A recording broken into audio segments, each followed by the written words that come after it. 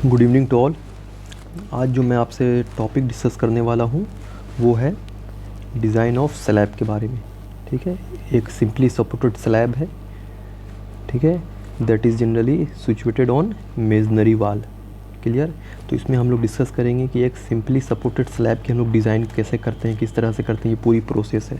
तो क्वेश्चन में है कि design A simply supported slab on masonry वाल टू द फॉलोइंग रिक्वायरमेंट्स। इसमें आपकी क्लियर स्पैन कितनी दी हुई है, तो क्लियर स्पैन 2.75 मीटर दी हुई है, ठीक है। और लाइव लोड क्या दिया हुआ है, तो लाइव लोड जो है वो 2 किलो न्यूटन पर मीटर स्क्वायर है।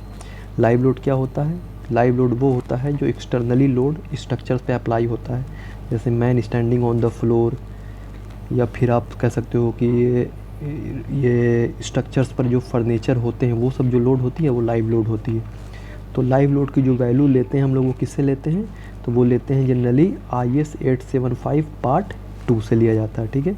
तो हमने ये जो वैल्यू लिया है लाइव लोड की वो 2 किलो न्यूटन पर मीटर स्क्वायर लाइव लोड है अकॉर्डिंग टू IS 875 पार्ट 2। उसमें ये रेसिडेंशियल बिल्डिंग है, ठीक है, उसी की एक स्लैब हम लोग डिज़ाइन करने वाले हैं।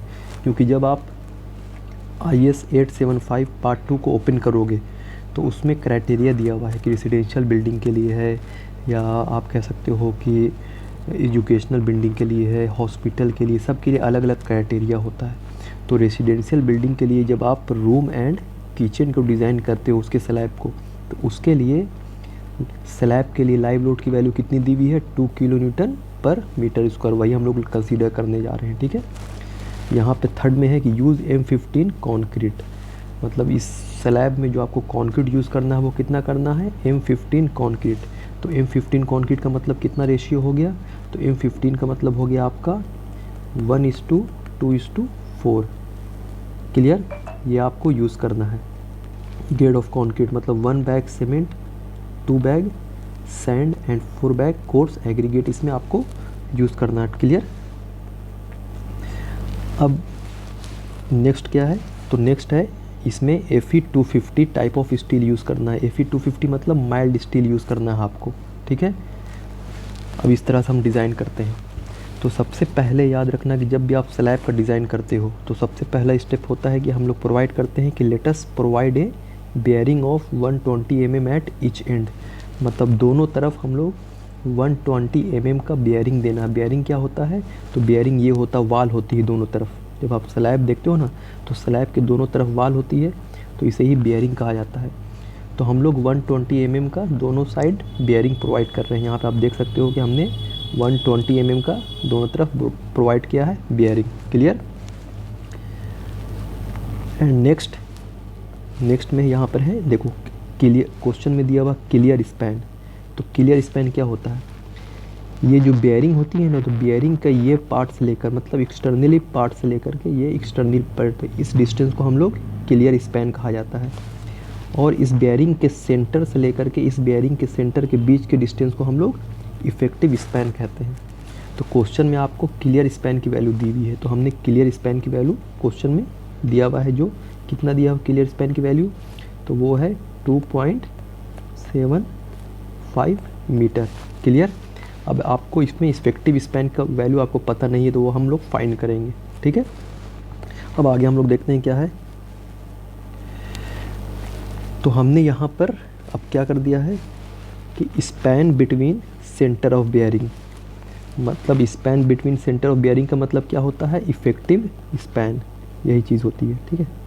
इसी को span between centre of bearing कहते हैं। तो उसका जो फार्मूला होता है वो होता है क्लियर स्पैन प्लस दोनों तरफ से बेयरिंग का सेंटर से सेंटर, मतलब यहाँ पर देखो कितना बेयरिंग का कितना है, ये 120 है, तो 120 का हम लोग कितना लेंगे, 60 mm इधर से लेंगे, और इस तरफ से कितना लेंगे, तो इधर से भी 60 mm लेंगे। तो 60 + 60 क्या हो गया, 120 mm हो गया। अब 120 mm को हम लोग मीटर में कन्वर्ट करते हैं। तो जब 120 mm को आप मीटर में कन्वर्ट करोगे तो आपको 1000 से डिवाइड करना पड़ेगा, तो ये कितना आएगा, 0.12 मीटर। तो यही हमने 0.12 मीटर लिया है। क्लियर हो, समझ में आ गए। तो span between centre of bearing मतलब इफेक्टिव स्पैन की वैल्यू कितनी हो गई, clear span plus half of the bearing, तो ये दोनों को जब ऐड करोगे तो आपका आ जाएगा 2.87 मीटर। यहाँ तक क्लियर हो गया, ठीक है। अब हम लोग नेक्स्ट देखते हैं। अब हम लोग को जो कैलकुलेट करना है वो लोड कैलकुलेट करना है। It is very important. ये सबसे इम्पॉर्टेंट चीज़ होती है कि आपको किसी भी स्ट्रक्चर को जो आप डिज़ाइन करोगे तो उसमें आपको कैलकुलेट करना है कि लोड कितना इस पर आ रहा है। तो नेक्स्ट है लोड कैलकुलेशंस। तो सबसे पहले स्ट्रक्चर्स पे जो हम लोग फाइंड करते हैं वो करते हैं dead load of the slab. Dead load of the slab क्या होता है? Dead load of the slab होता है self weight of the structure, मतलब स्ट्रक्चर की जो अपनी वेट होती है उसे ही डेड लोड कहा जाता है। और डेड लोड को ही हम लोग क्या कहते हैं? Static load. डेड लोड को हम लोग स्टैटिक लोड इसलिए कहते हैं कि ये क्या होती है, इसकी मैग्नीट्यूड चेंज नहीं होता है, ठीक है। मतलब जो अगर आप स्लैब बना रहे हो उसमें आपने अगर 4 इंच का थिकनेस दिया है स्लैब का, तो वही 4 ही इंच रहेगी, वो चेंज नहीं होगी। मतलब मैग्नीट्यूड एंड डायरेक्शंस टाइम के साथ चेंज नहीं होगा। तो इसलिए डेड लोड जो होती है वो क्या होती है? वो होती है स्टैटिक लोड। इसे स्टैटिक लोड भी कहा जाता है। डेड लोड को हम लोग ग्रेविटी लोड भी कहा जाता है, क्योंकि डेड लोड हमेशा क्या होता है? डाउनवर्ड एक्ट होता है, ठीक है। इसलिए तो हम लोग dead load of the slab निकालते हैं। तो इसमें हम लोग जानते हैं कि डेड लोड जब स्लैब होती है तो स्लैब की थिकनेस हम लोग जनरली 4 इंच से लेकर के 6 इंच के बीच लिया जाता है, ठीक है। तो इसमें हम लोग कंसीडर कर सकते हैं। अभी हमें नहीं पता है कि कितना हम जो लेंगे वो सेफ़ है कि नहीं है। हम लोग सिंपल एक एज्यूम करके चल रहे हैं कि हमने यहाँ पर overall depth of the slab जो कैपिटल डी है इसकी वैल्यू हमने कितनी ले ली? 120 mm thickness of the slab ले, मतलब 4 इंच लेकर चल रहे हैं, क्योंकि 1 इंच में कितना होता है? तो 1 इंच में 30 mm कंसीडर हम लोग करते हैं, ठीक है। कभी 30 mm भी ले लेते हैं, कभी 25 mm भी कंसीडर करते हैं। तो यहाँ पे हम लोग 30 mm कंसीडर करके चल रहे हैं, ठीक है। तो इस तरह से हमने 120 mm thickness of the slab ले लिया, overall thickness of the slab. अब इसके अकॉर्डिंग हमें dead load of the slab निकालना है। तो उसके लिए जो फार्मूला होता है dead load of the slab निकालने के लिए वो होता है thickness of the slab into unit weight of the concrete. अब ये बताओ, जब आप स्लैब की डिज़ाइन करते हो तो स्लैब डिज़ाइन करने के बाद जब उसमें कंक्रीट यूज़ करते हो तो क्या करते हो? आप आरसीसी यूज़ करते हो या पीसीसी यूज़ करते हो? पीसीसी क्या होता है? पीसीसी होता है plane cement concrete. It is a mixture of cement, sand, coarse aggregate and water. और आरसीसी क्या होता है? आरसीसी में सिर्फ हम लोग इसमें स्टील ऐड कर देते हैं, मतलब cement, sand, coarse aggregate, water and steel. तो हम लोग स्लैब जब बनाते हो आप देखे होगे तो उसमें हम लोग स्टील भी यूज़ कर रहे हैं, तो इसका मतलब यहाँ पर आरसीसी कंक्रीट यूज़ करते हैं। तो आरसीसी के लिए जो यूनिट वेट होती है, unit weight of the material, याद रखना आरसीसी के लिए वो कितनी होती है? तो वो होती है 25,000 न्यूटन पर मीटर स्क्वायर। इस चीज़ों को याद रखना, ठीक है। आरसीसी के लिए कितनी होती है? 25,000 न्यूटन पर मीटर स्क्वायर। तो यहाँ पे हम आरसीसी यूज़ कर रहे हैं। तो देखिए यहाँ पे हमने डेड लोड के लिए thickness of the slab, thickness of the slab कितना हमने लिया? 120 mm लिया है। तो 120 mm को जो आप मीटर में कन्वर्ट करोगे तो 0.12 मीटर आ गया, और into unit weight of the material. तो यहाँ पे आरसीसी का यूनिट वेट कितना होता है? 25,000 न्यूटन पर मीटर स्क्वायर। क्लियर? तो जब ये दोनों को आप मल्टीप्लाई करोगे तो मल्टीप्लाई करने के बाद कितना आएगा? 3000 न्यूटन पर मीटर स्क्वायर, मतलब पर मीटर स्क्वायर इसकी लोड कितनी आ रही है? 3000 न्यूटन। ये पहला स्टेप हो गया, डेड लोड आपने निकाल लिया। अब सेकंड हम लोग फाइंड करते हैं स्लैब पर लाइव लोड। तो लाइव लोड ऑलरेडी क्वेश्चन में दिया हुआ है 2000 न्यूटन पर मीटर स्क्वायर। यहाँ पे आप देख सकते हो कि यहाँ पर लाइव लोड की वैल्यू दी हुई है, ठीक है। अब थर्ड क्या होता है? Floor finish. आपने देखा होगा कि जब स्लैब बनकर तैयार हो जाता है तो उसके ऊपर हम लोग कभी मार्बल यूज़ करते हैं या फिर ऐसी सिंपल पीसीसी भी यूज़ कर देते हैं। तो यहाँ पर वो जो फ्लोर फिनिश की थिकनेस लेते हैं हम लोग 20 mm लेकर चलते हैं, ठीक है। तो इस तरह से हम इसका लोड कैलकुलेट करते हैं। तो कितना आएगा? तो इसका लोड आएगा 20 mm को हम मीटर में कन्वर्ट करो तो 0.02 मीटर आ जाएगा। और यहाँ पर हम लोग स्टील नहीं यूज़ कर रहे हैं। फ्लोर फिनिशिंग में क्या होता है? फ्लोर फिनिशिंग में या तो हम मार्बल यूज़ करते हैं या टाइल्स यूज़ करते हैं, या फिर सिंपल क्या करते हैं कि सीमेंट सैंड का घोल बनाकर उसे फ्लोर फिनिशिंग कर देते हैं। तो इसमें तो स्टील यूज़ हो नहीं रहा है। तो उस कंडीशन में ये क्या है, ये पीसीसी है। तो पीसीसी का जो यूनिट वेट होता है वो कितना होता है, तो वो होता है 25,000 न्यूटन पर मीटर स्क्वायर। क्लियर, इस चीज़ों को याद रखना। तो यहाँ पे हमने 25,000 कर दिया, तो ये दोनों को जब आप मल्टीप्लाई करोगे तो कितना आ जाएगा, 480 न्यूटन पर मीटर स्क्वायर। यहाँ तक क्लियर हो गया, समझ में आ गया आपको सबको? ठीक है, ठीक है। अब नेक्स्ट हम लोग क्या कर रहे हैं, तो अब हम लोग को टोटल लोड ऐड कर देना है। तो यहाँ पर टोटल लोड कितना है, 3000 न्यूटन पर मीटर स्क्वायर जो आपकी डेड लोड है, 2000 न्यूटन पर मीटर स्क्वायर क्या है आपकी, तो ये लाइव लोड है, और 480 न्यूटन पर मीटर स्क्वायर क्या है, ये फ्लोर फिनिश की जो लोड है। ये तीनों को जब ऐड करोगे तो कितना आ जाएगा, 5480 न्यूटन पर मीटर स्क्वायर, मीन्स 5480 न्यूटन पर मीटर स्क्वायर ये पूरी लोड है स्लैब पर। मतलब आपको जो स्लैब की डिज़ाइन करनी है तो इस तरह से डिज़ाइन करनी है कि ये स्लैब 5480 न्यूटन पर मीटर स्क्वायर का लोड को रेसिस्ट कर सकता है। ठीक है, तब आपकी स्लैब फेल नहीं होगा। ठीक है, अब हम लोग नेक्स्ट में प्रोवाइड करते हैं इफ़ेक्टिव कवर के बारे में। तो इफ़ेक्टिव कवर क्या होता है, सबसे पहले आप ये समझ लो। तो आपने देखा होगा कि ये आपकी स्लैब है, ठीक है। स्लैब के ऊपर क्या होता है, देखते होगे आप, रेनफोर्समेंट होती है, ये स्टील बिछाया जाता है ऐसे, ठीक है। तो जब रेनफोर्समेंट बिछाया जाता है तो रेनफोर्समेंट से पहले क्या होता है, आपने देखा होगा कि शटरिंग प्रोवाइड की जाती है, ठीक है। आपने देखा होगा लकड़ी की जो शटरिंग होती है, तो सबसे पहले हम लोग शटरिंग करते हैं और शटरिंग के ऊपर फिर स्टील बिछाते हैं। तो शटरिंग से ये स्टील के बीच का जो डिस्टेंस होता है ना, जो ब्लॉक कवर होता है, उसे ही हम लोग क्या कहते हैं, तो उसे ही हम लोग इफ़ेक्टिव कवर कहा जाता है। क्लियर। तो इसमें भी दो चीज़ होती है, एक क्लियर कवर होता है और एक इफ़ेक्टिव कवर होता है। तो क्लियर कवर क्या होता है, तो क्लियर कवर वो होता है कि जो नीचे की शटरिंग होती है वहाँ से लेकर स्टील के, वैसे मतलब ये स्टील आपका है, ये आप समझ लो, आप ये स्टील है, तो यहाँ से तो नीचे की शटरिंग से लेकर स्टील के इस पार्ट तक जो डिस्टेंस होता है, इसे हम लोग क्या कहते हैं, तो इसे हम लोग क्लियर कवर कहा जाता है।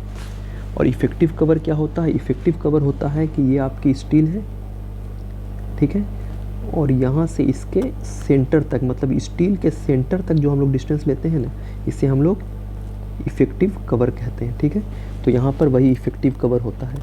तो इफ़ेक्टिव कवर का फार्मूला क्या होता है, 15 plus half of the dia of the bar. तो जब आप स्लैब की डिज़ाइन करते हो तो स्लैब के डिज़ाइन में याद रखना कि जब स्लैब का आप डिज़ाइन करोगे तो स्लैब के लिए जो क्लियर कवर की वैल्यू होती है वो कितनी होती है, 15 mm। अलग अलग होता है। फिर बीम के लिए 25 mm होता है, कॉलम के लिए 40 mm होता है, फाउंडेशंस के लिए 50 mm होता है। तो यहाँ पर हम लोग अभी स्लैब की डिज़ाइन कर रहे हैं, तो स्लैब के लिए जो क्लियर कवर की वैल्यू कितनी होती है, 15 mm होता है। ठीक है, अकॉर्डिंग टू IS 456/2000 कोड के अकॉर्डिंग मैं बता रहा हूँ आपको जो दिया हुआ है। ठीक है, तो उसके अकॉर्डिंग आपको इफ़ेक्टिव कवर निकालना है। तो इफ़ेक्टिव कवर का क्या फार्मूला हो जाएगा, तो इफ़ेक्टिव कवर का फार्मूला होगा आपका clear cover plus half of the dia of the बार।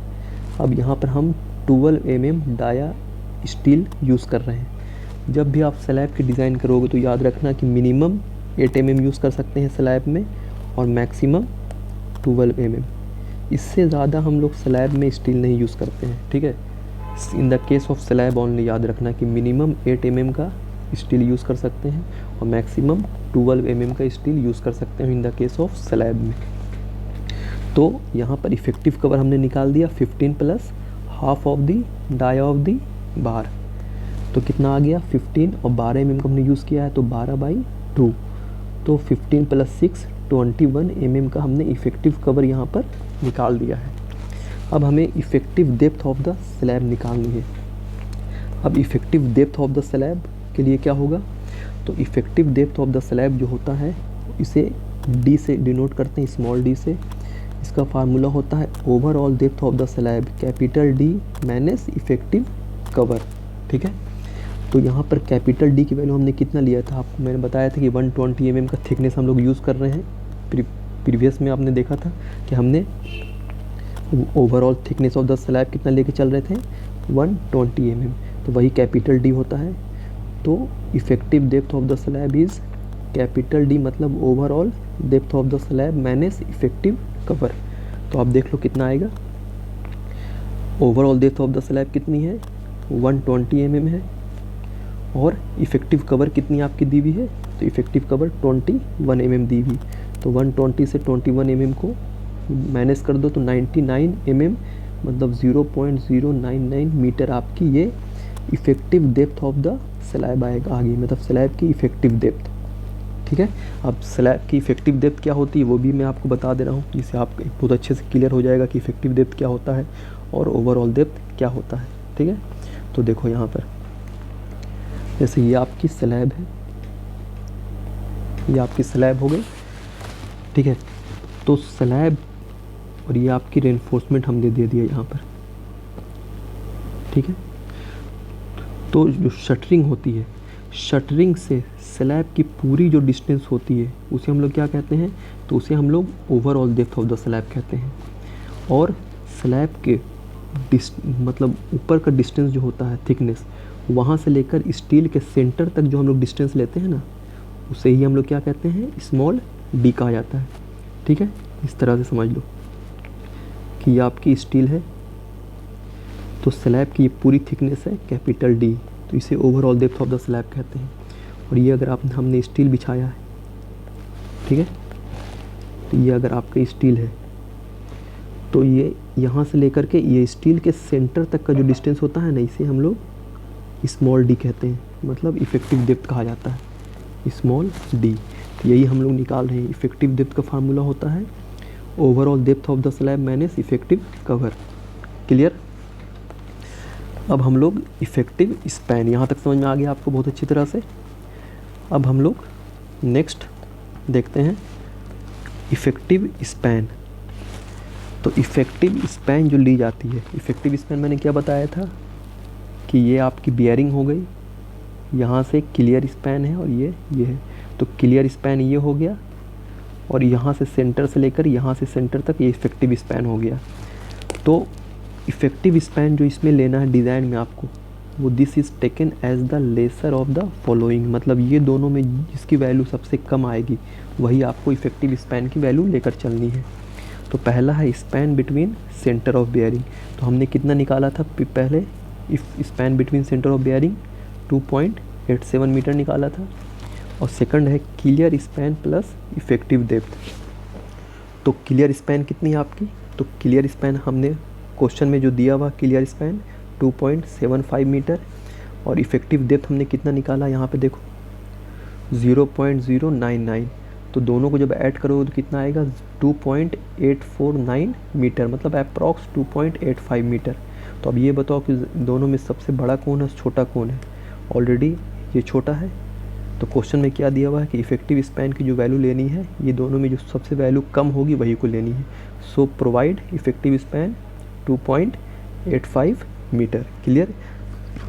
यहाँ तक अगर कोई डाउट है, अगर क्लास ख़त्म होने के बाद भी किसी तरह का भी अगर आपको समझ में नहीं आ रहा है, कोई भी प्रॉब्लम हो रहा है, तो आप मुझे एकदम सीधा मैसेज कर देना, ठीक है। मैं दोबारा उस चीज़ों को आपको समझा दूंगा, ठीक है। क्योंकि मेरा यहाँ पर आने का सिर्फ एक मकसद है कि मैं अच्छे से आपको क्लियर कर सकूँ जो भी चीज़ मैं पढ़ा रहा हूँ, ठीक है।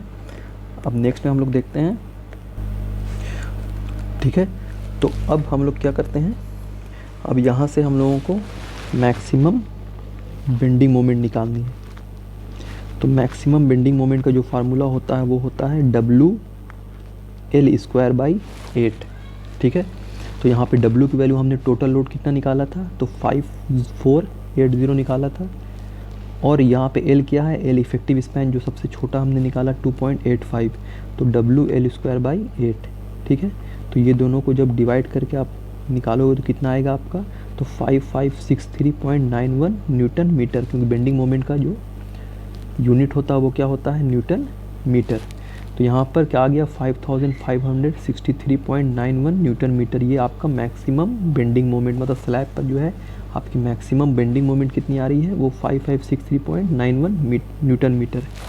अब हमें क्या करना है, equating the moment of resistance to the maximum bending moment. तो मोमेंट ऑफ रेसिस्टेंस को मैक्सिमम बेंडिंग मोमेंट से इक्वेट करना है। तो हमें फार्मूला पता है कि मोमेंट ऑफ रेसिस्टेंस का होता है 0.85 BD² equal to maximum bending moment. तो यहाँ पर D² बराबर क्या हो जाएगा, तो ये 5563.91 इंटू 10⁻³ ये, और डिवाइडेड बाई 0.85, नीचे आपकी आ जाएगी, और इंटू B। अब B क्या है आपका, तो याद रखना B जो होता है वो generally with of the slab होता है, मतलब स्लैब की ब्रेथ। तो हमेशा याद रखना जब भी हम लोग डिज़ाइन करते हैं स्लैब को तो पर मीटर पे करते हैं, मतलब 1 metre wide of the slab को लेके चलते हैं। तो 1 मीटर मतलब क्या होता है 1000 mm। तो यहाँ पर हमने यहाँ पर 1000 दे दिया mm, और पॉइंट को अगर आप हटाओगे तो नीचे कितना आ जाएगा, स्क्वायर आ जाएगा। ठीक है, तो यहीं पर हमने कैलकुलेशन निकाला है कि D² बराबर इक्वल टू ये आ गया। तो D की वैल्यू कितनी आ गई, 80 mm आ गई। मतलब यहाँ पर स्मॉल d की वैल्यू कितनी आ रही है, 80 mm हो गई। आप प्रीवियस में देखोगे कि हमने स्मॉल d की वैल्यू कितनी निकाली थी, वो निकाली थी 99 mm। तो यहाँ पे चेक करने के लिए होता है कि जो हमने इफ़ेक्टिव डेप्थ प्रोवाइड किया है वो सेफ़ है कि नहीं है। अगर यहाँ पर 80 की जगह पर अगर ये 100 आ जाता तो फिर हमारी डिज़ाइन सेफ़ नहीं होती, क्योंकि हमने 99 लिया था और ये आ गया 100 120 आता तो सेफ़ नहीं। एनी हाउ मतलब जो भी हम लोग एज्यूम करते हैं उससे ये वैल्यू कम आनी चाहिए, तभी हमारी डिज़ाइन सेफ़ है सर्विसिबिलिटी कंडीशंस के अकॉर्डिंग।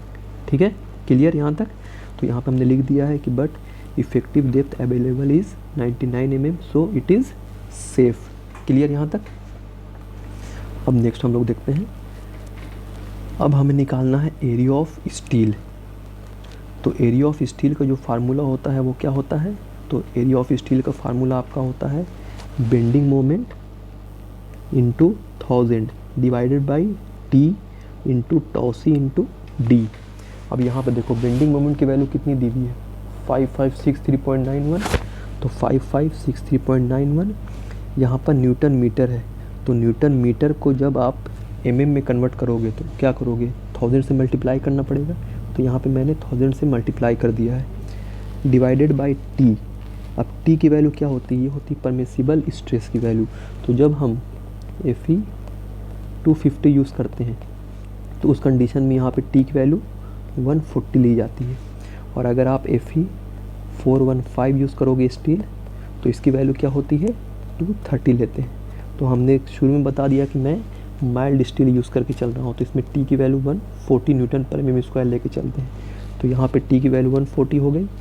τc की वैल्यू जो कोड में दी हुई है वो कितनी है, 0.87 दी हुई है। और स्मॉल d इफेक्टिव डेप्थ की वैल्यू क्या होगी, तो 99 mm हो जाएगी। क्लियर। तो इस तरह से जब आप कैलकुलेट करोगे तो आपको कितनी आ जाएगी एरिया ऑफ स्टील, 461 mm²। ये आपकी मेन बार है। ठीक है ना, जैसे यहाँ पर होता है ना जब आप स्टील करोगे स्लैब तो ये इस डायरेक्शन में होता है एक, और एक इस डायरेक्शन में होता है। ठीक है, तो ये आपकी मेन बार हो गई, ये आपकी डिस्ट्रीब्यूशन स्टील हो गई। तो अभी हम लोग मेन बार यूज़ कर रहे हैं, तो मेन बार हमने कितना फाइंड किया, 461 mm²। क्लियर। अब हम लोग नेक्स्ट देखते हैं। ठीक है, अब नेक्स्ट क्या होता है, तो नेक्स्ट हम लोग एरिया ऑफ स्टील लेके चलते हैं कि यहाँ पर स्पेसिंग की वैल्यू कितनी आएगी, उसके अकॉर्डिंग ही हम लोग देखेंगे। ठीक है, 1 मिनट।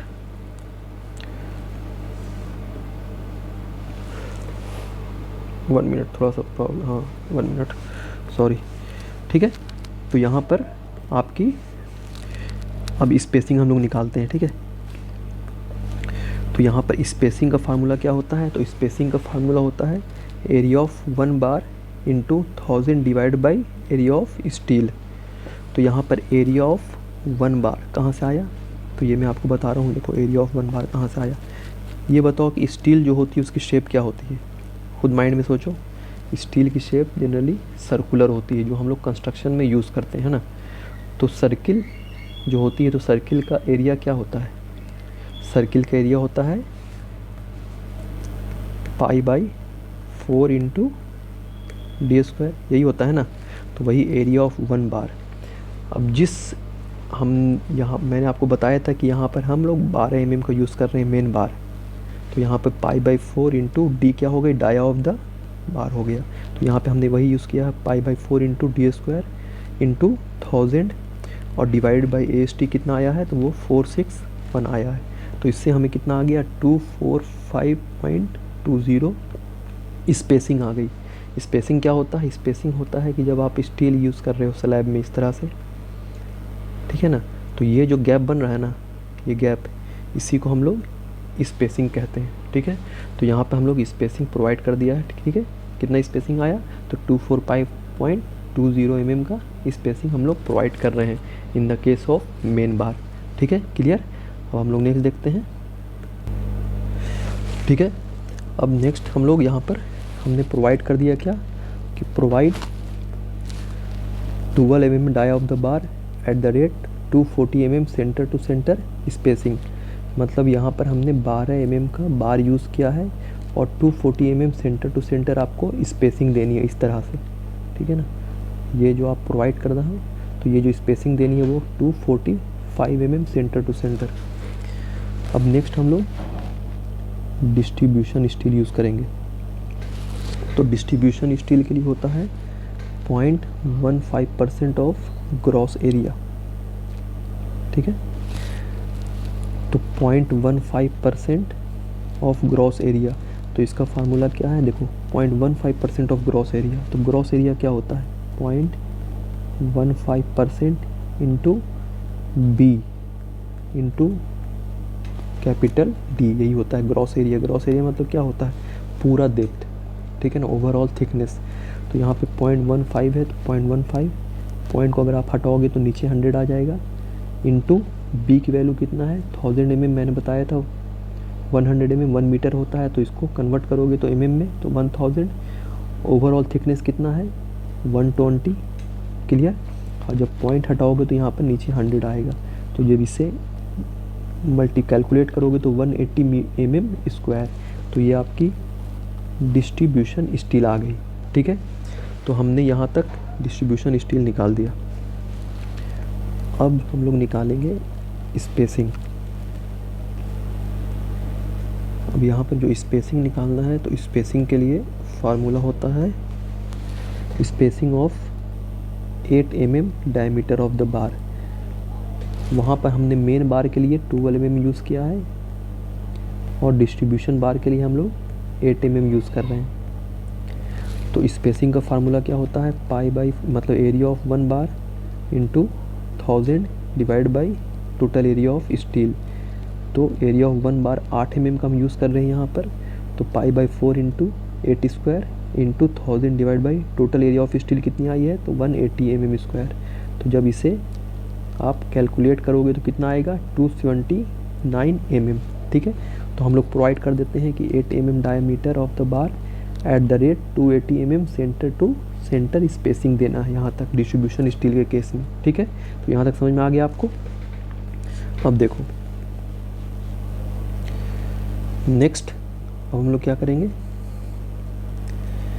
अब यहाँ पर हम लोग प्रोवाइड करते हैं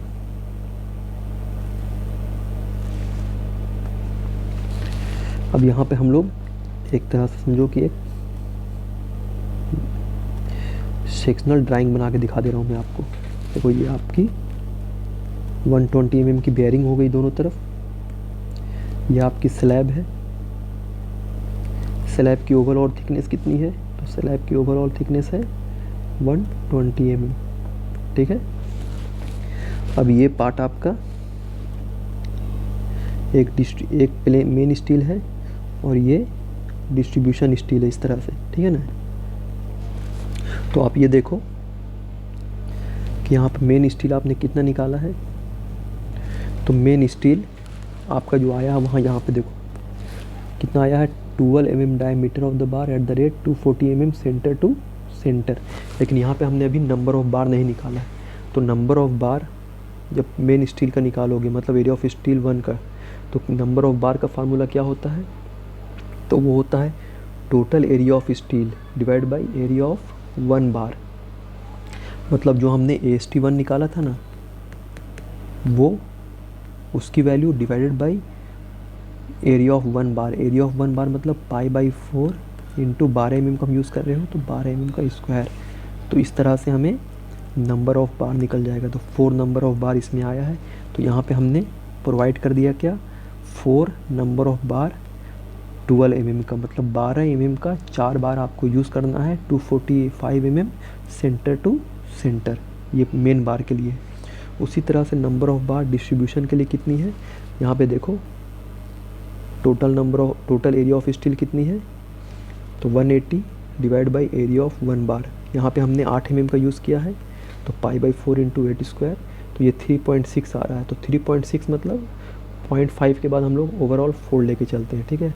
तो इस तरह से हम 4 बार इसमें भी यूज़ करना है। तो यहाँ पे हमने दिखा दिया है कि 4 बार 8 mm डाया की और 280 mm centre to centre use करना है। तो इस तरह से हमने स्लैब की डिज़ाइन कर दी है, ठीक है। नेक्स्ट इसमें ये आपको बताऊंगा कि शेयर की कैसे देखते हैं। यहाँ पे तो मैंने सिर्फ आपको सर्विसिलिटी कंडीशंस के अकॉर्डिंग आपको सेव करके दिखाया, लेकिन फिर हम लोग शेयर का देखते हैं कि शेयर फेल्योर भी होगा कि नहीं, तो वो हम लोग नेक्स्ट लेक्चर में निकाल सकते हैं। वो जनरली टॉवी देखते हैं कि टॉवी शुड बी लेस दैन टॉसी होना चाहिए, तो हम लोग बाद में आपको बता दूंगा नेक्स्ट लेक्चर में अच्छे से, ठीक है। तो यहाँ तक अगर आपको समझ में थोड़ा सा भी नहीं आया है तो मुझे कमेंट करना, मैं उस पार्ट को दोबारा आपको अच्छे से समझा दूँगा, ठीक है। ओके, आज के लिए इतना ही। Thank you so much.